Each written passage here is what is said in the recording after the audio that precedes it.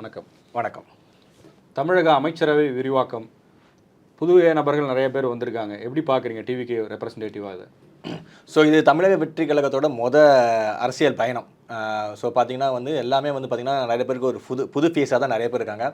So ministers எல்லாமே of course புது கட்சினா எல்லாமே புது மினிஸ்டராக தான் இருப்பாங்க. அது எல்லாருமே தெரிஞ்ச விஷயம் தான். ஸோ எல்லா மினிஸ்ட்ரியுமே பார்த்தீங்கன்னா நீங்கள் பார்த்து செலக்ட் பண்ணி தான் போட்டிருக்காங்க. எல்லா துறையிலுமே கரெக்டான ஒரு நபர் தான் போட்டிருக்காங்க. ஸோ கிரிட்டிசிசம் பண்ணுறவங்க நிறைய பேர் பண்ண தான் செய்வாங்க. அது இப்போ இது அது யாருக்குமே இப்போ தெரியாது. இன்னும் அதுக்கான டைம் லைன் கொடுக்கணும். அதாவது எல்லா மினிஸ்ட்ரிஸும் இன்றைக்கி தான் பதவி எடுத்துருக்காங்க. ஸோ இன்றைக்கி எடுப்பிலே குறை சொல்கிறது எதுவுமே தவறு. போக போக இன்னும் காலங்கள் போக போக இன்னும் ஒரு வருடமோ ஒரு 6 மாத காலங்கள் தான் கழித்து தான் ஒவ்வொரு துறையிலும் எவ்வளோ வளர்ச்சி பெறுறது மக்களால் உணர முடியும். அதுக்கப்புறம் நம்ம இந்த அமைச்சர்கள் எப்படி இருந்ததுன்னு அந்த காலகட்டங்களில் தெரிய வரும். நீங்கள் நிறைய நல்ல விஷயங்களை சொன்னாலும் கிரிட்டிசைஸ் பண்ணுறவங்க என்ன சொல்கிறாங்கன்னா, ரீல்ஸ் போட்டவங்களுக்குலாம் அமைச்சர் பதவி கொடுத்துட்டாங்கன்றதெல்லாம் பேசுகிறாங்க. அது எப்படி பார்க்குறீங்க? இல்லை, ரீல்ஸுன்னு நீங்கள் அதை சொல்ல முடியாது. ஃபார் எக்ஸாம்பிள் எப்படின்னா ஒன்றும் இல்லை. இப்போ உங்கள் தலையில் ஒரு ஈ இருந்தது, ஓகேவா? இது நான் இப்போ ஈன்னு தான் நான் தட்ட வந்தேன், சரியா? ஆனால் நீங்கள் என்ன பண்ணலான்னா, இது உங்களோட என்ன சொல்கிறது, உங்களோட செட்டப் ஏரியா, ஓகேவா? உங்களோட இடம். இந்த கேமராவை நீங்கள் கட் பண்ணிட்டு நீங்கள் என்ன பண்ணலாம், தாவேகா உறுப்பினர் செய்தியாளரை அடிக்க வந்தார்னு சொல்லி போடலாம். உங்கள் கண்ட்ரோலில் தான் இருக்குது, ஓகேவா? ஏன் கண்ட்ரோல் இல்லையே. இன்றைக்கி எல்லா மீடியாவும் பெரிய பெரிய ஆளுங்க, அதாவது இப்போ இருக்க எதிர்கட்சிகள் மற்ற கட்சிகள் தான் இருக்குது. தாவேகாக்குன்னு சொல்லி எங்கிட்ட ஒரு மீடியா கிடையாது, ஓகேவா? எங்களை பொறுத்தவரைக்கும் நாங்கள் ரீல்ஸ்ன்னு சொல்ல மாட்டோம். எங்களோட மீடியா நாங்கள் செய்கிற செயலை நாங்கள் ஒரு ரெக்கார்டாக வச்சுக்கிறோம், அவ்வளோதான். இப்போ ஏன்னா நீங்கள் இந்த இடத்துல என்னை அடித்தான்னு சொல்லி நீங்கள் போடலாம். ஆனால் அந்த இடத்துல நான் என்கிட்ட இருந்தால் நான் சொல்ல முடியும், இல்லைங்க அவர் தலையில் ஈ இருந்தது, அதை தான் நான் விரட்டி விட்டேன்னு சொல்ல முடியும், ஓகேவா? ஏன்னா இன்றைக்கி இருக்கிற ஆப்போசிஷன் இருக்கவங்க எல்லாமே எப்படி எங்களை தப்பாக ப்ரொஜெக்ட் பண்ணலாங்கிறதா அவங்களோட வேலையாகவே இருக்குது. அதாவது முழு நேரம் வேலையில் இறங்கிட்டாங்க பாதி பேர். எவன் எப்போ மாட்டுவான், எவன் எதை சிக்குவான் அப்படிங்கிற மாதிரி தான் பார்க்குறாங்க, ஓகேவா? ஸோ இதை நாங்கள் ரீல்ஸுன்னு நீங்கள் சொல்கிறதே தப்பு. இது எங்களை பொறுத்த வரைக்கும் நாங்கள் என்ன செய்கிறோம், நாங்கள் என்ன பண்ணுறோம், ஓகேவா? அதை நாங்கள் மக்களுக்கு காட்டுறோம், அவ்வளோதான். அது மக்கள் ஏன்னா இன்றைக்கி எல்லாமே பார்த்தீங்கன்னா மீடியாவில் நீங்கள் வேறு வேறுமா போடுவீங்க. எங்களை பின்பற்றவங்களை நாங்கள் என்ன செய்கிறோங்க டெய்லி காமிக்கணும்ல. நான் டெய்லி இங்கே எங்கே போனேன், நான் என்ன பண்ணேன், நான் இன்றைக்கி என்ன ஸ்டெப் எடுத்தேன், ஓகேவா? ஏன்னா இதுக்கு முன்னாடி எந்த ஒரு அரசியல்வாதி ஏதாவது அவங்க ஏன் போடலை, அவங்க போனால் தானே போடுவாங்க. அவங்க இனிமேல் வேலை செய்கிறது ரீல்ஸாக போடலாம், ரீல்ஸ் போடுறதே வேலையை செஞ்சால் எப்படின்னு கேட்குறாங்க. இல்லை, ரீல்ஸு இப்போ நீங்கள் ஃபார் எக்ஸாம்பிள் என்னென்னா ஒன்றும் இல்லை. இப்போ இதுக்கு முன்னாடி உள்ள அரசியல் தலைவர்கள், ஓகேவா, அவங்க நீங்கள் சொல்கிற மாதிரி ரீல்ஸோ எதுவுமே கிடையாது. ஏன்னா அவங்க என்னைக்காவது எங்கேயாவது போய் ஏதாவது ஒரு இடத்துல யாராவது ஒரு கவர்மெண்ட் பஸ்ஸில் ஏரியா தான் என்னென்னு பார்த்துருப்பாங்களா, ஓகேவா? ஏதாவது ஒரு ஸ்கூலில் போய் இறங்கி டாய்லெட் எப்படி இருக்குன்னு சொல்லி பார்த்துருப்பாங்களா, ஓகேவா? ஏதாவது அடித்தட்டத்தில் இறங்கி ஏதாவது வேலை பார்த்துருப்பாங்க. அவங்க யாரும் வேலை பார்த்து கிடையாது. ஏன்னா எல்லாமே காரணம் முதியோர்கள் எல்லாமே 60 வயசு மேலே பென்ஷன் வாங்குற டிக்கெட் தான் பாதி பேர் அங்கே இருந்தாங்க. அவங்கள போகவும் முடியாது, ஓகேவா? இப்போ அப்படி கிடையாது. இங்கே இருக்கவங்க எல்லாமே இளைஞர்கள், யூத். இவங்களால போக முடியுது, பண்ணுறாங்க, எடுத்து போடுறாங்க. அது ஏன் அவங்களுக்கு வைத்தறிச்சலாக இருக்குன்னு எனக்கு தெரியல. இப்போ நீங்கள் உங்களுடைய வேலைகளை ரீல்ஸாக எடுத்து போடுறீங்கன்னு சொல்கிறீங்க. பட் அது ஒரு கட்டத்துக்கு மேலே போகுது அப்படிங்கிற விமர்சனம் வருது இல்லை? ஒரு எல்லையை தாண்டி போகிறாங்கன்னு தானே சொல்கிறாங்க. இல்லை, எல்லையை தாண்டி போகிறதும் கிடையாது. இப்போ ஃபார் எக்ஸாம்பிள் இப்போ நான் ஒரு மாவட்ட செயலாளர் கட்சி பொறுப்பில் மருத்துவமனையிலேயே இதுலேயும் இருக்காங்க. அவங்க போயிட்டு ஆய்வு பண்ணுறாங்கன்னா அவங்களுக்கு எங்கேருந்து அந்த உரிமை வந்துச்சு? எம்எல்ஏக்கள் போகிறத யாரும் தப்பு சொல்லலை, அவங்க மக்கள் பிரதிநிதிகள். பட் ஒரு கட்சி பொறுப்பில் இருக்கிறவங்கலாம் போய் ஆய்வு நடத்தினா நாளைக்கு எல்லாரும் எல்லா இடத்துலையும் போவாங்க. அப்போ வழக்கறிஞர் அணியில் இருக்கவங்க போய் கோர்ட்டில் ஆய்வு பண்ணுவாங்களா? இல்லை வேறு ஏதாவது மற்ற அணிகளில் இருக்க ஒவ்வொருத்தரும் போயிட்டு ஒவ்வொரு இடத்துல ஆய்வு பண்ணுறேன்னு ஆரம்பிச்சிட்டா எங்கே போய் முடியாது? இல்லை, தனிப்பட்ட முறையில் யார் தவறு செய்தாலுமே தமிழக வெற்றி கழகம் அவங்கள என்ன சொல்கிறது, அப்ரிஷியேட் பண்ணுறதுலாம் கிடையாது. இது எல்லா கட்சியும் நடக்குமா, எங்கள் கட்சி நடக்குது. இதை என்ன பண்ணுறாங்கன்னா, யாரோ ஒருத்தவங்க இப்போ ஏன்னா நீங்கள் சொல்ல மாட்டா, இது ஒரு புது கவர்மெண்ட், ஒரு புதுசாக சிலவங்க எடுத்தோன்னா சில விஷயங்கள் சில தவறுகள் செய்கிறாங்க. அது இது பெரிய என்ன சொல்கிறது, இது பெரிய தவறு, ஐயோ ஒரு பெரிய இதனால் ஒரு பெரிய டிசாஸ்டர் ஆச்சு அப்படிலாம் சொல்ல முடியாது, ஓகேவா? ஒருத்தவங்க தெரியாமல் செஞ்ச தவிர இவங்க என்ன பண்ணுறாங்கன்னா, அதை எடுத்து ஒரு பூத கண்ணாடி மாதிரி பார்த்து அதை பெருசுபடுத்தி அதை யோசிச்சு என்னமோ ஒரு பெரிய அரசியல் பண்ண நினைக்கிறாங்க. ஆனால் மக்கள் தெளிவாக இருக்காங்க, ஓகேவா? சரி, இது எல்லாமே அதாவது என்னன்னா இன்னைக்கு இது எல்லாமே சின்ன சின்ன விஷயங்களை பெருசாக்குறது மக்களுக்கு இந்த மாதிரி இருக்கிற எதிர்கட்சி மேலே இன்னும் கோபங்கள் தான் வரும். அதாவது இப்படியே போச்சுன்னு வச்சுக்கோங்களேன், இன்னைக்கு எதிர்கட்சியில் இருக்கவங்க நாளைக்கு அது கூட இருக்க மாட்டாங்க. அந்த லெவல் தான் நீங்கள் அவங்க பண்ணிட்டு இருக்காங்க. இப்போ அதே நேரத்தில் இன்றைக்கி அமைச்சரவை நியமிக்கப்பட்டதில் ஹெச்ஆர்என்சி மினிஸ்டராக ரமேஷ் நியமிக்கப்பட்டிருக்கிறார். அவருடைய சமூக பின்னணியை வச்சு இப்போ விமர்சனம் பண்ணுறாங்க. ஒரு இந்து சமய அறநிலையத்துறையில் ஏன் நீங்கள் இந்த சமூகத்திலிருந்து ஒருத்தரை அமைச்சராக்குனீங்க, இது ஆர்எஸ்எஸ் சித்தாந்தத்தையும் பிஜேபி எதிர்பார்க்கக்கூடிய அரசியலும் உள்ளே வர்றதுக்கு ஒரு வழியாக மாறிடாதா அப்படிங்கிற கேள்வியில் வைக்கிறாங்க. அதுக்கு என்ன பதில் சொல்ல போகிறீங்க? அதாவது இப்போ நீங்கள் சொன்ன இப்போ நம்ம அமைச்சர் ரமேஷ் அவர்கள் நானும் இதே தமிழக வெற்றி கழகத்தில் இருந்திருக்கும் இதுக்கு முன்னாடி. இதனால் வரைக்கும் அவர் என்ன ஜாதி, அவர் என்ன மதம்னு எனக்கு தெரியவே தெரியாது. இன்றைக்கி நான் மீடியா பார்த்ததுக்கப்புறம் தெரியுது ஏன் இவர் மேலே இவ்வளோ கிரிட்டிசைஸ். ஓகே, இவர் பிராமின், அது எனக்கு என்னால் கனெக்ட் பண்ண முடியல. அதுக்கு என்ன, தமிழக வெற்றி கழகத்தோட சித்தாந்தம் என்ன, பிறப்போக்கும் எல்லா உயிருக்கும் தான். ஓகேவா, நாங்கள் நீங்கள் சொன்ன மாதிரி இங்கே எல்லா தலித்துக்கும் போஸ்டிங் கொடுத்துருக்காங்க, எல்லா அதாவது இங்கே பார்த்தீங்கன்னா எல்லா இனம் எல்லா மதத்துக்கும் எல்லாரும் சேர்த்த மாதிரி தான் போஸ்டிங் கொடுத்துருக்காங்க. இப்போ அந்த இடத்துல இவருக்கு வந்து அறநிலைத்துறை கிடைச்சதுல வந்து ஒரு பெரிய தவறு இல்லை. இது அதான் சொல்கிறேன்ல, அதாவது திமுகவோட அரசியலே வந்து பார்த்தீங்கன்னா இந்த முதல் படத்தில் வர மாதிரி தான். அதாவது அவன் என் ஜாதிக்காரன் தொடாத, இவன் என் கட்சிக்காரன் தொடாத, அப்படியே விடு அப்படிங்கிற மாதிரி தான் அவங்க இது நாள் வரைக்குமே சில சில என்ன சொல்கிறது, சிறுபான்மையினர், இந்துக்கள், அந்த மாதிரி அவங்க வந்து ஒரு அரசியல் தான் நாள் பண்ணிட்டு வந்தாங்க. இப்போ அதெல்லாம் கிடையாது, இதெல்லாம் மாறி போச்சு, எல்லாம் காலங்கள் மாறி போச்சு. அதாவது திராவிட இயக்கம் வந்த காலங்கள் வந்து வேற, இன்னைக்கு காலம் வேற, இன்னைக்கு எப்படியோ இருக்குது. இன்னைக்கு எல்லாமே வந்து பார்த்தீங்கன்னா யாரும் ஜாதி மதம் பார்த்தெல்லாம் பேசுறது கிடையாது. முன்னாடி இந்த காலங்கள் வேறு, இன்னைக்கு இந்த காலங்கள் வேறு. அதை இன்னும் இவங்க அரசியலாக்கி கொண்டு அதை அப்படி என்ன சொல்கிறது, அது இன்னும் அதை பூத கண்ணாடி போட்டு அதை டெவலப் பண்ணி வேற லெவலில் ஆக்குறாங்க. ஏன் இன்னைக்கு அதே நான் கேட்குறேன், இன்னைக்கு வந்து இப்போ ரமேஷுங்கிறவர் நீங்கள் சொல்லுங்கள் பிராமின்னு சொல்கிறீங்க, ஓகேவா, இன்னைக்கு அறநிலைத்துறை அமைச்சர் கொடுத்துருக்காங்க. அந்த இடத்துல அவர் போய் இறங்கி ஒரு தவறு நடந்தால் அதை ஒரு பிராமினாக தட்டு கேட்கும்போது அது நம்ம தமிழ்நாட்டுக்கு அது ஒரு பெருமை தானே. ஸோ அந்த இடத்துல எந்த வித தவறுமே வராது. அது வந்து அதான் சொல்கிறேன், இதை வந்து அதான் சொல்கிறேன், இது ஒரு பிரச்சனையே கிடையாது. இதான் சொல்ல இதை வந்து மக்களை எனக்கு எப்படி ஏற்றுக்கொள்வாங்க எனக்கு தெரியும். ஏன்னா நானே இது ஒரு பெரிய இதாக நினைக்கல. இது சாதா மக்களும் யாரை போட்டால் என்ன, அவங்க தொழில் அவங்களோட போஸ்டிங்கான வேலை என்ன, அவங்க வேலையை சிறப்பாக செய்கிறாங்களா, அதுதான் ஒரு முக்கியமாக பார்க்கணுமே தவிர்த்து எடுத்தவனை வந்து இந்த ஜாதிக்காரனை தூக்கி அதில் போட்டிங்க, இந்த மதத்தை தூக்கி அதில் போட்டிங்க, அதெல்லாம் பார்க்குறதே தவறு. ஒவ்வொருத்தருக்கும் ஒரு திறமை இருக்கும், அந்த திறமைக்கான வெளிப்பாடு என்னங்கிறதான் பார்க்கணுமே தவிர்த்து நீ ஏன் இவர் தூக்கி போட்ட, நீ ஏன் அவர் தூக்கி போட்டுங்கிறது கேட்குறதே தப்பு. நடிகர் ஸ்ரீநாத் விஜயோட நண்பர் அப்படிங்கிறதுக்காக அமைச்சரவையில் இடம்பெற்றிருக்கிறாரா? மீனவர்களுடைய வழி பற்றி அவருக்கு என்ன தெரியும்? அவரை மீன்வளத்துறை அமைச்சராக போட்டிருக்காங்க, விஜய் நண்பராக இருந்தால் அமைச்சராகிடலாமா அப்படின்னு ஒரு கேள்வியையும் இப்போ வைக்கிறாங்க. இல்லை, நீங்கள் அப்படி சொல்ல முடியாது. ஏன்னு பார்த்தீங்கன்னா இப்போ தூத்துக்குடி, அவர் வந்து தூத்துக்குடியோட தொகுதி, தூத்துக்குடியோட பார்த்தீங்கன்னா ஒரு முக்கியமான ஒரு தொழில் வந்து அங்கே ஒரு மீனவர் இருக்கிற இடம், மீன்பிடி தொழில். ஓகே, இப்போ நான் ஒன்று கேட்குறேன், இப்போ எப்படி சொல்கிறேன்னா, இப்போ நான் ஒரு இன்றைக்கி வந்து நான் என்னோட ஒரு இனத்துலேருந்து நான் ஒரு படித்து நான் வெளியே போய் இன்றைக்கி நான் வேலை பார்க்குறேன், நான் ஒரு சம்பளத்தில் இருக்கேன், நான் ஒரு வேலை பார்க்குறேன். அதுக்காக என்னோட இனத்தினரும் என்னோட ஒரு குறிப்பிட்ட பகுதியினரும் அவங்க படுற கஷ்டங்கள் எனக்கு தெரியாமலாம் இல்லைன்னு கிடையாது. ஓகேவா, அந்த மக்களுக்கு உதவுறதுக்காக தான் நான் ஒரு படி மேலே போயிருக்கேன். அப்படி தான் நீங்கள் பார்க்கணும். ஓகேவா, நான் இன்றைக்கி ஒரு சொசைட்டி விட்டு நான் வெளியே போயிருக்கேன்னா நான் என் சொசைட்டிக்கு இல்லை, என் சொசைட்டிக்கு நான் வெளியே போய் என்னோட நாலேஜ் என்னெல்லாம் கெயின் பண்ணிட்டு வந்து என் சொசைட்டி மக்களுக்கு நான் ஹெல்ப் பண்ண முடியுங்கிறது தான் பார்க்கணும்.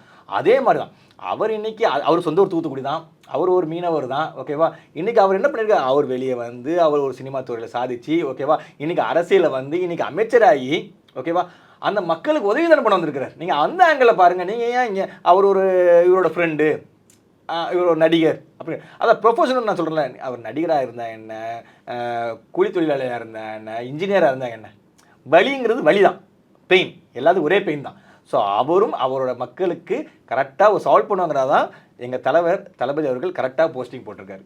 19 மாவட்டங்களுக்கு பொறுப்பு அமைச்சர்கள் இல்லை. ஒரு நிர்வாக ரீதியாக ஒரு மாவட்டத்தை நிறைய இடங்களில் வழிநடத்துவதற்கு ஒரு பொறுப்பு அமைச்சர் அப்படின்றது தேவை. 19 மாவட்டங்களுக்கு இல்லை.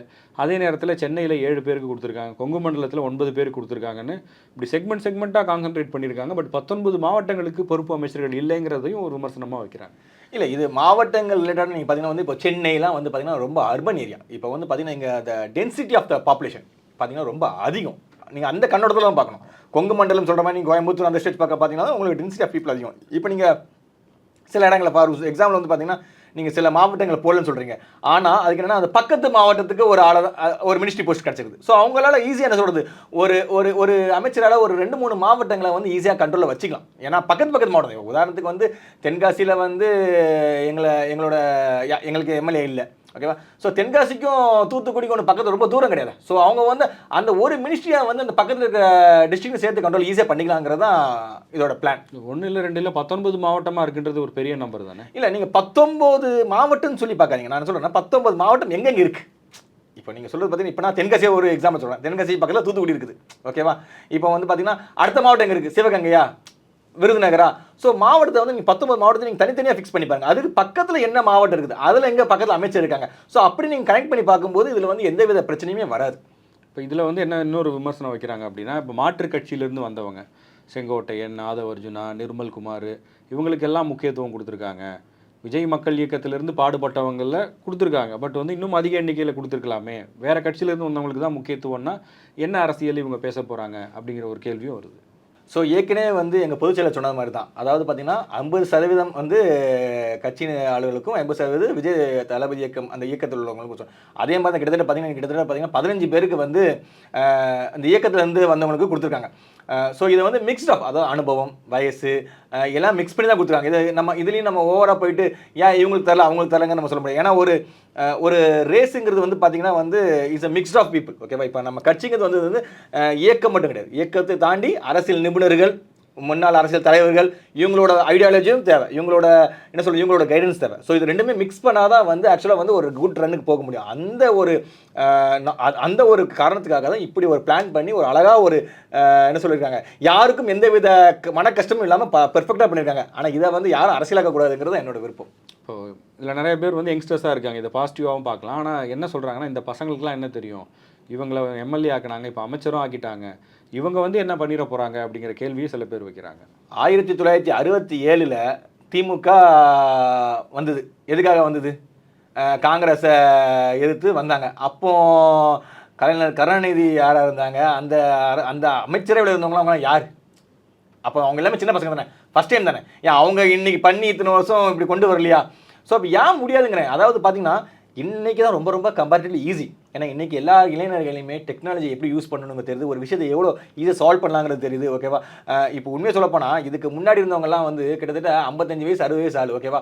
அவங்களுக்கு சேட் ஜிபிடி என்னன்னு தெரியுமா, ஒரு விஷயத்தை எவ்வளோ சிம்பிளிஃபை பண்ணணும் தெரியுமா? ஓகேவா? எதுவுமே தெரியாது. அவங்களால இயக்கிட்டு யார் தெரியுமா? ஐஏஎஸ் ஆஃபீஸர்ஸ், கலெக்டர்ஸ் தான் இயக்கிட்டு இருந்தாங்க. அவங்களாம் பேர் டம்மியாக இருந்தாங்க. இன்றைக்கி அப்படி கிடையாதுங்க. இன்றைக்கி இங்கே இருக்கிற எம்எல்ஏயும் சரி, அமைச்சரும் சரி, அந்த ஐஏஎஸ் ஆஃபீஸர்ஸ் கூட சேர்ந்து ஓடும்போது இதோட க்ரோத் வேற லெவலில் இருக்கும். இது நாள் வரைக்கும் அங்கே ஓடுது ஒரு ஒன் சைடு க்ரோத். இவங்க எல்லாமே ஒரு சப்போர்ட் சைனிங் அத்தாரிட்டி மட்டும்தான். இங்கே அப்படி கிடையாது. இன்றைக்கி இங்கே இருக்க அமைச்சர்கள் நீங்கள் சொன்ன மாதிரி தான் யூத், இவங்களோட நாலேஜும் அதான் சொல்கிறேன், நீங்கள் சொன்ன மாதிரி தான் ஃப்ரெஷர்ஸாக இருக்கட்டும். பட் ஆனால் அவங்க நாலேஜெல்லாம் இல்லைன்னு கிடையாது. அவங்களுக்கு ஒரு விஷயத்தை நீங்கள் கொடுத்தீங்கன்னா எவ்வளோ சிம்பிளிஃபையாக அதை டேட்டாவை பண்ணி அது எப்படி எவலுவேட் பண்ணணும்னு அவங்களுக்கு தெரியும். இருக்கிற ஐஏஎஸ் ஆஃபீஸர் கைடன்ஸ் இருக்காங்க. 2 பேர் சேர்ந்து ரன் பண்ணும்போது இந்த க்ரோத் எப்படி இருக்கிறத நீங்கள் இன்னும் ஒரு 1 இயரில் நீங்கள் பார்க்க தான் போகிறீங்க. அடுத்த கட்டம் எப்படி இருக்குன்னு பார்க்குறீங்க? கவர்மெண்ட் ஃபார்ம் பண்ணியாச்சு, வெள்ளை அறிக்கை அவர் வந்து கொடுக்க போகிறேன்னு சொல்லியிருக்காரு, 2500 ரூபா தரேன்னு சொன்னாங்க. அந்த எதிர்பார்ப்பு மக்கள்கிட்ட இருக்குது. எவ்வளோ நாள் ஆக போகுது? கவர்மெண்ட் எப்படி ரன் ஆக போகுது? அதாவது இதே இந்த 1000 ரூபா திட்டத்தை திமுக அரசு அறிவிச்சதுலேருந்து 2 வருஷம் ஆச்சு. அவங்களாலே உடனே பண்ண முடியல. ஏன்னு பார்த்தீங்கன்னா, ரெண்டாவது இன்னைக்கு திமுக அரசு நம்ம தமிழ்நாட்டை கிட்டத்தட்ட பார்த்தீங்கன்னா 10 லட்சம் கோடி கடன் விட்டுட்டு போயிருக்காங்க. அது நிறைய பேர் இந்த திமுக வந்து அதுக்கு எதிர்ப்பு தெரிவிக்கிறாங்க. என்னங்க அதுன்னு, அவங்க நாங்கள் ஜிடிபியில் பொருளாதாரத்தில் 2வது வச்சுட்டு போயிருக்கோம் அப்படி. தமிழ்நாடு காலங்காலமாக 2வது இடத்துல தான் இருக்குது. ஓகேவா? இன்றைக்கி அவங்க வந்து அதுக்கு முட்டுக்கட்டு கொடுக்குறாங்க. ஆனால் அதெல்லாம் உண்மை கிடையாது. கடனுங்கிறது கடன் தான். அதாவது கிட்டத்தட்ட பார்த்தீங்கன்னா இன்றைக்கி நம்ம வருமானத்தில் 100 ரூபா வருமானம் வந்து கிட்டத்தட்ட 30 ரூபா வந்து கடனுக்கும் கடனான வட்டிக்குமே செலவாகுது. மிச்சம் இருக்க 70 ரூபாயை தான் நம்ம தூக்கி எல்லா இதுக்கும் நம்ம எக்ஸ்பென்ஸ் பண்ண வேண்டியிருக்குது. ஸோ என்னென்னா வருமானத்தை எப்படி உயர்த்தணுங்கிறத கண்டிப்பாக இந்த தமிழக அரசு செய்யும். அதுக்காக இன்னைக்கு இளைஞர் படையை தான் இன்றைக்கி ஒரு அமைச்சர்லாம் கொடுத்து வச்சுருக்காங்க.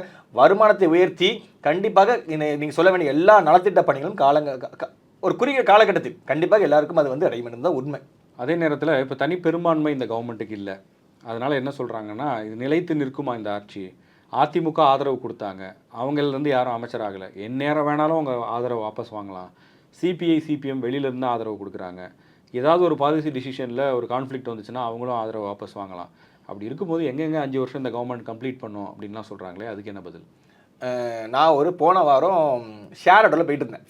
அப்போ வந்து இந்த தளபதி அவர் இந்த வீடியோ ஓடிட்டு இருக்குது. அதாவது இவங்க ஆஃபீஸ்க்கு டெய்லி போகிறாங்க வராங்கன்னு பார்த்தோன்னா அந்த லேடி எனக்கு எந்த கட்சி கோட்டு போட்டுப்பாங்க கூட எனக்கு தெரியாது. அவங்க சொல்கிறாங்க, ஐயோ நம்ம இவருக்கே போட்டுருக்கலாம் போலியா, சூப்பராக ஒர்க் பண்ணுறாரு அப்படிங்கிறாங்க. நான் உண்மையே சொல்கிறேன், இந்த ஆட்சி கவுந்துச்சுன்னா ஓகேவா, ரீஎலெக்ஷன் வரும் பட்சத்தில் இப்போ இருக்கிறத விட மெஜாரிட்டி, அதாவது சொல்லலாம் ஃபுல் ஸ்வீப் கூட அடிக்கலாம். இருக்கிற எதிர்கட்சி இல்லாமல் கூட போயிடலாம். அந்த அளவுக்கு ஒரு மெஜாரிட்டியாக தான் டிவிக்கு ஜெயிக்குமே தவிர்த்து, அதாவது எங்கள் அவரோட டே டு டே ஷெடியூலில் பார்த்தீங்களா எப்படி பாருங்கள். அதாவது பார்த்தீங்கன்னா தலைமைச் செயலகத்துக்கு போனாவே பார்க்கலாம். இன்றைக்கி அந்த மாதிரி தான் இருக்குது. ஓகேவா? ஒரு ப்ராப்பர் ஆஃபீஸ் கல்ச்சர், அதாவது டைமிங் மாதிரி கரெக்டாக மெயின்டைன் பண்ணி எல்லா அமைச்சர் வராங்க. எவ்வளோ பேருக்கு ரூல்ஸ் அண்ட் ரெகுலேஷன்லாம் போட்டிருக்காங்க. இதுக்கு முன்னாடி எப்படிங்க இருந்தது? அது தலைமைச் செயலகம் மாதிரியே இருந்தது, ஏதோ விருதுநகர் மாளிகை மாதிரி இருந்தது. யார் எப்போ வருவா யார் எப்போ போவான்னு தெரியாது. இன்றைக்கி தான் தலைமைச் செயலகமாகவே இருக்குது. ஸோ மக்களுக்கு தெரியும் இவர் எந்த அளவுக்கு கரெக்டாக பண்ணுறாரு. இவர் ஆக்சுவலாக வந்து எங்கள் தலைவர் வந்து நிறைய விஷயங்களை ப்ராப்பராக டைரக்ட் பண்ணி நினைக்கிறாங்க. ஓகேவா? பதவியேற்று கொஞ்ச நாள் தான் ஆகுது. ஓகேவா? அதுக்கான கால அவகாசம் கண்டிப்பாக கொடுக்கணும். இந்த கால அவகாசம் போகும்போதே மக்கள் புரிஞ்சுப்பாங்க. ஒருவேளை நீங்கள் சொல்கிற மாதிரி இந்த ஆட்சி கவுந்துச்சுன்னா 100% டிவிக்கு தான்.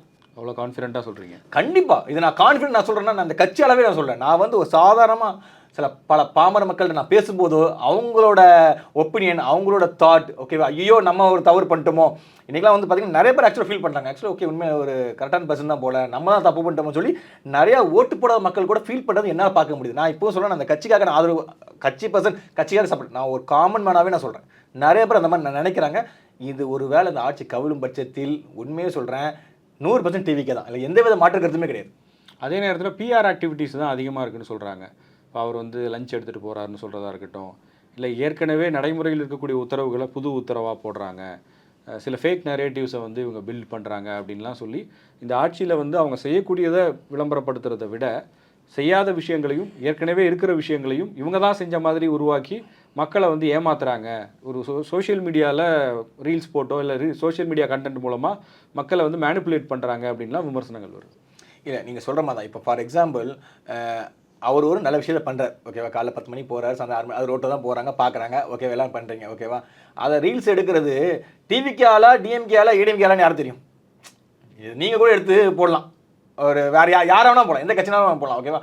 ஸோ இது என்னன்னா, இப்போ இதோட மோட்டிவேஷன் என்ன தெரியுமா, இவங்களுக்கு என்னென்னலாம் விஷயத்துலலாம் வந்து நம்ம வந்து தவறுதலை காமிக்க முடியும், ஓகேவா. இது எப்படிலாம் வந்து இப்போ ஃபார் எக்ஸாம்பிள் சொல்கிறோம், நீங்கள் சொல்ல மாதிரி அவர் சாப்பாடு கொண்டு போகிறாருன்னா ஓகே, இப்போ ஃபார் எக்ஸாம்பிள் ஏதோ ஒரு சேஞ்சஸ் நடந்துச்சுன்னா இதை எடுத்து அதை அவங்க இப்போ நாங்கள் ரீல்ஸ் போடுறோம் இல்லையோ, அவங்களே அதை ரீல்ஸை போட்டு இவர் இதை தான் இதை மாற்றிருக்காரு, இதில் என்ன மாற்றுங்கள், ஓகேவா. நான் இப்போ சொல்கிறேன், ஒரு 10 நாளுக்குள்ளே உங்களால் இவ்வளோ பொறுக்க முடியலையே, அப்போ நீங்கள் இன்னும் போக போக போக என்ன ஆக்சுவலாக உண்மையில ஒரு பயம் அவ்வளோ. அதாவது என்னன்னா, மரண பயத்தை காமிச்சுன்னு சொல்லுவாங்க, அந்த மாதிரி அந்த மரண பயத்தில் அவங்களாம் போயிட்டாங்க. இனிமேல் நம்மளால் வர முடியாதுங்கிறது அவங்களுக்கு 100% தெரிஞ்சிருச்சு. அதான் உண்மை. ஏன்னா இன்றைக்கி இவங்க ஒவ்வொரு நாளைக்கு ஒன்று பண்ணுறதை பார்த்தா, ஃபார் எக்ஸாம்பிள் இவங்கெல்லாம் என்ன நினச்சாங்கன்னா, ரொம்ப இது நினச்சாங்க, இவங்களாம் ஒன்றும் பண்ணணும்னு நினச்சாங்க. ஆனால் இன்றைக்கி ஒன்று பண்ணுறதை பார்த்தா என்ன ஆகுதுன்னா, இது நாள் வரைக்கும் பல வருடங்களில் ஆட்சி பண்ணவங்களுக்கு ஒரு உண்மையில் ஒரு பயம் வந்துச்சு, ஐயோ இனிமேல் நம்மளால் வர முடியாது போலே. அந்த பயத்தின் ஒரு இதாக தான் அவங்க என்ன பண்ணுறேன்னு அவங்களுக்கே தெரியாமல் சில விஷயங்கள் என்ன சொல்கிறது, இப்போ நீங்கள் சொல்ல மாதிரி ரீல்ஸ் இது பண்ணுறாங்க, அது பண்ணுறாங்க, இது பண்ணுறாங்கன்னு சொல்லி எங்கள் மேலே ஒரு அவதூறாக தான் வைக்கிறாங்க தவிர்த்து அதை மக்கள் அதான் சொல்கிறாங்க, நாங்களும் அதை ஏற்றுக்கல, மக்களும் அதை ஏற்றுக்கல. பிரேமலதா விஜயகாந்த் உட்பட சிலர் வந்து இந்த ஆட்சிக்கு அமையக்கு காரணமாக இருந்த தொடக்க காலகட்டத்தில் பார்க்கும்போது காமராஜ் அமமுக எம்எல்ஏ அவர் வந்து குதிரை பேரத்தில் தாவேக்காவுக்கு ஆதரவு கொடுத்தாரா, இல்லை அதிமுகலேருந்து எதுக்கு ஒரு ஃபேக்ஷன் மட்டும் இங்கே வந்து ஆதரவு கொடுக்கணும், அதுக்கு பின்னாடி என்ன இருக்குது, சிஎம் விஜயை வந்து யார் முகத்தை மறைச்சிக்கிட்டு போய் பார்த்தாங்க, வெளிப்படைத்தன்மையோட பதில் சொல்லுங்கள் அப்படின்னு கேட்குறாங்க. இல்லை அதாவது இப்போ நீங்கள் சொன்ன மாதிரி காமராஜ் அவர்கள் எங்கள் கட்சிக்கு வந்தாங்க அப்படின்னா அது வந்து அவரோட தனிப்பட்ட விருப்பம், ஓகேவா. இப்போ ஒன்றும் இல்லை, ஒரு தனி மனிதனுக்கு ஒரு விருப்பம் இருக்கும், ஓகேவா. அவருக்கு நினச்சிருந்துருக்கலாம், தளபதி தான் நல்லா ஆச்சுன்னு நினச்சிருந்துருக்கலாம், ஓகேவா. அதாவது இப்போ நீங்கள் சொல்ல மாதிரி இப்போ நான் வந்து நான் ஒரு கட்சிக்கு ஆதரவாக இருக்கேன், எங்கள் வீட்டில் எங்கள் பின்னாடி இருக்கவங்க வந்து வேறு எதுக்கு ஆதரவாக இருக்காங்க, ஓகேவா. அப்போ அவங்க என்ன மேனிபுலேட் பண்ணலாம், நான் அவங்களை மேனிபுலேட் பண்ணலாம், 2 வகையில் மேனிபுலேட் பண்ணலாம். நான் ஒன்று அவங்கள மாற்றலாம், அவங்க என்ன மாற்றலாம், ஓகேவா. அதே மாதிரி அவர் காமராஜருக்கு என்னெல்லாம் இருக்கலாம், அவங்க வீட்டில் இருந்தவங்க கூட சொல்லியிருக்கலாம், ஏப்பா தலைப்பிட்டு போய் சேர்ந்துருங்க, தப்பான இடத்துல இருக்கீங்க, அதனால வந்துக்கலாம். இது நாங்கள் எதுக்கு குதிரை பேரம் பேசணும், ஓகேவா. நானும் சொல்கிறேன், ஆல்ரெடி நாங்கள் வந்து ஒரு பெரும்பான்மையில் இருக்கிறோம், ஓகேவா. இதை நாங்கள் மேனிபுலேட் பண்ண அவசியம் கிடையாது, ஓகேவா. ரெண்டாவது எங்களுக்கு தெரியும், இந்த ஆட்சி ஒரு வேலை கவுந்தா கூட நாங்கள் தான் வருவோம்னு தெரியும். அப்புறம் எதுக்கு நான் இப்போ ஃபார் எக்ஸாம்பிள் அடுத்து இப்போ இன்றைக்கி நான் ரன்னிங் ரேஸ் வச்சு நான் ஃபஸ்ட் இடத்துல இருக்கேன், இப்போ நீங்கள் இதெல்லாம் கலெக்ட் இல்லைப்பா, இந்த மேட்ச் இல்லை நாளைக்குன்னு சொன்னாலும் எனக்கு தெரியும், நாளைக்கு நான் தான் ஃபஸ்ட்டு வரப்போகிறேன்னு தெரியும். அப்புறம் எதுக்கு நான் உட்காந்து தேவையில்லாமல் உட்காந்து நான் பேரம் பேசணும், எதுக்கு நாங்கள் இதெல்லாம் சொல்கிறேன். அதாவது இது எல்லாமே கண்காட்டி வித்தைகள். மக்களை வந்து எப்படி சொல்கிறதுனா, நாங்கள் ஏதோ எங்கள் மேலே ஒரு தப்பு இருக்கிற மாதிரி ப்ரொஜெக்ட் பண்ணுறதுக்காக இவங்க நிறைய பேர் நிறைய விதமாக பண்ணுறாங்க, அதுதான் ஆக்சுவலாக உண்மை. பட் ஆனால் தான் சொல்கிறேன், மக்களுக்கு எல்லா மக்களுக்கும் இன்றைக்கி வந்து பார்க்குற மாதிரி எல்லாருமே பார்த்துருக்காங்க, எல்லாருக்குமே என்ன உண்மைன்னு எல்லாருக்குமே இன்றைக்கி புரியும், அது தெரிஞ்சு தான் இருக்குது. கூட்டணி ஆட்சியும் அமைஞ்சிருக்கு. முதல் முறையாக ஒரு 59 வருஷம் கழித்து காங்கிரஸ் கேபினெட்டுக்குள்ளே வந்திருக்காங்க. விசிகே யூஎம்எல்லும் வரப்போகிறதா சொல்கிறாங்க. இது வந்து டிவிகே கவர்மெண்ட்டுக்கு ப்ளஸ்ஸா மைனஸாக எப்படி இருக்கும்னு பார்க்குறீங்க? இல்லை இது நம்ம வந்து பார்த்திங்கன்னா ப்ளஸ்ஸு அப்படி மைனஸும் கிடையாது. அதாவது இன்றைக்கி டிவிகேயால் ஒரு பெரும்பான்மையாக அமைக்க முடியல, ஓகே. ஒருவேளை இடைத்தேர்தல் வந்தால் நாங்கள் கண்டிப்பாக 100% வந்திருப்போம், ஓகேவா. ஆனால் அது வந்துச்சுன்னா மறுபடியும் என்ன 6 மாதம் நம்மளுக்கு வந்து என்ன சொல்கிறது, பிரசிடென்ட் ரூல் அகைன் எக்ஸ்பென்ஸ் தான், எலெக்ஷன் கமிஷனுக்கு ஒரு எக்ஸ்பென்ஸ் தான். இப்போ அந்த இடத்துல வந்து நாங்களே வந்து ரீஎலெக்ஷன் போனாலும் எங்களுக்கு தான் பாசிட்டிவ், ஆனால் நாங்கள் அதை விரும்பலை, அதுதான் உண்மையை சொல்ல போனால். எங்கள் தளபதி முன்னாடி சொன்ன தான் தாவேக்கா கூட யார் கூட்டணி வந்தாலும் ஆட்சியிலையும் பங்கு அதிகாரத்துலையும் பங்குன்னு சொல்லி முன்னாடியே சொல்லியிருந்தாங்க, ஓகேவா. ஆனால் எலெக்ஷன் நடக்கிற டைமில் ஒருத்தருக்கும் அதான் சொல்லுவாங்க, அவங்கவுங்க ஒரு மாதிரி கூட்டணி வச்சுக்கிட்டு அவங்கவுங்க வேற ஒரு கேல்குலேஷன் ஃபார்முலாவில் ஒருத்தவங்க ஒரு மாதிரி மூவ் பண்ணாங்க. கடைசியாக வந்து தளபதி தான் டாப் ரேங்கில் வந்தாங்க. அதுக்கப்புறம் என்ன சொல்கிறது, இன்றைக்கி வந்து சில பேர் வந்து ஓகே எல்லாரும், அதாவது என்றைக்குமே வந்து வெற்றி பெற்றப்பதான் தெரியும், ஓகே இதான் மக்களோட சாய்ஸ் தானே கரெக்டு. இன்றைக்கி இவ்வளோ பேர் மக்கள் ஓட்டு போட்டுருக்காங்கன்னா அதுக்கப்புறம் இப்போ ஃபார் எக்ஸாம்பிள் வந்து இன்றைக்கி திருமணம் அவங்களாக இருக்கட்டும், யாராக வேணா இருக்கட்டும், ஓகேவா, எல்லாருக்குமே அவங்க ஒரு கால்குலேட்டிவ் மெத்தடில் இருந்திருப்பாங்க. இன்றைக்கி வந்து தளபதி ஜெயிச்சிருக்காங்கன்னா யாராவது காரணம், இத்தனை கோடி மக்கள். அப்போ தான் அவருக்கே புரியுது, ஓகே இத்தனை கோடி மக்களோட செலெக்ஷன் தவறாக இருக்கான்னு சொல்லி. அப்போ அவங்க என்ன பண்ணுவாங்க, ஆல்ரெடி இருக்கிற அலையன்ஸில் உடனே வர முடியாது. பட் ஆனால் அவங்களுக்கு தெரியும், ஓகே நமக்கு இந்த ஒரு நல்ல கவர்மெண்ட் சப்போர்ட் பண்ணலான்னு தெரியும். அந்த வழியில் தான் வந்திருப்பாங்களே தவிர்த்து அவங்க சப்போர்ட் பண்ணுறாங்க. அதேமாதிரி சொன்ன மாதிரி இன்றைக்கி பார்த்தீங்கன்னா இன்றைக்கி காங்கிரஸ் வந்தாங்க எத்தனை வருஷமாக, அவங்க அதாவது இவங்க இத்தனை வருஷமாக ஒரு அமைச்சர் பதவி கூட கொடுக்கல, இன்றைக்கி வந்தவொடனே அமைச்சர் பதவி கொடுத்துருக்காங்க. ஓகேவா, அதுதான் சொல்கிறேன், ஆட்சியிலும் அதிகாரத்திலும் பங்குன்னு சொன்ன மாதிரியே எங்கள் தளபதி செஞ்சு காமிச்சார். அதுதான் அந்த ஒரு என்ன சொல்கிறது, சொன்னது செய்பவர். அதுதான் இங்கே இந்த கட்சியோட பலம். நன்றி. ஓகே, நன்றி, தேங்க்யூ.